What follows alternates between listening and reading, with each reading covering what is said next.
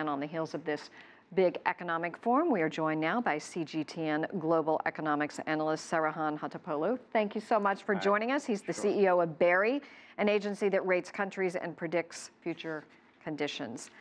Nice to see you. Same here. Tell us, what are your thoughts on the forum and President Trump's speech there? Really a pro-business speech. Yes, it was. The speech was good because it wasn't that bad. Susan, let me try to explain. I know it doesn't make sense that much, but the expectation was for President Trump to come in there and pretty much repeat what he's done in the campaign as well as his first year in presidency, which he did. But he did it in style, embracing business, which did go well in Davos. But this is a global audience, and at the end of that speech, we haven't seen anything from the United States embracing the crowd there. It was still saying America first, but America not alone. So it was good because it wasn't that bad. And he said the world will benefit from putting America first. Explain to us what he meant by this. Well, he means the business opportunities in the United States. He really believes in the tax cuts and the corporate tax reform that was done here will open America for business, in his words. But in terms of the investment that the U.S. has seen over the years, that has been going on anyway. But yes, this decision to have many companies bringing their cash from outside the country to the United States actually was a good decision.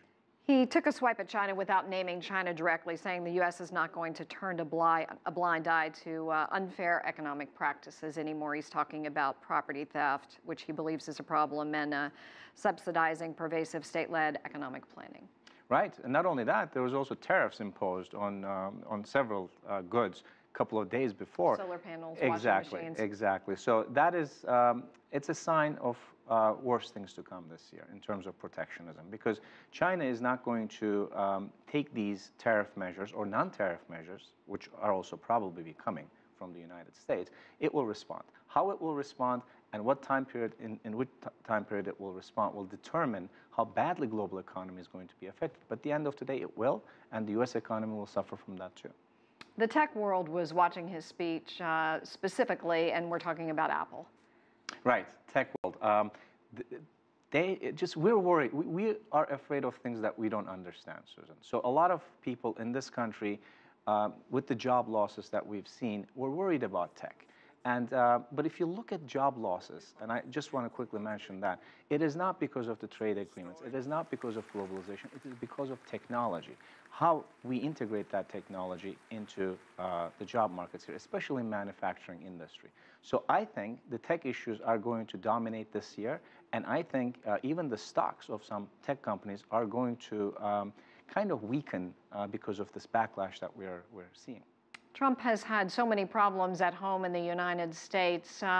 Was his message heard on the world stage, or was it overshadowed by the alleged Russia collusion scandal? Well, what I'm hearing from the colleagues who were at Davos, that is a different ballgame. They're looking at it and they're keeping an eye on it, but the message itself, America is open for business, went really well with the crowd there. So they are watching this, and I think we're going to get some kind of a progress on this investigation in the next couple of months. Sure, it will have an impact in the short term, but in the long term, if the worst happens in terms of a political situation where the president has to step down or resign, the vice president is going to take over, and he'll promote the same policies. So in the medium to long term, not many things will change in terms of the economy. All righty. Well, Saruhan Hatipoglu, always great to see you, CEO of BERI. Thank you so much.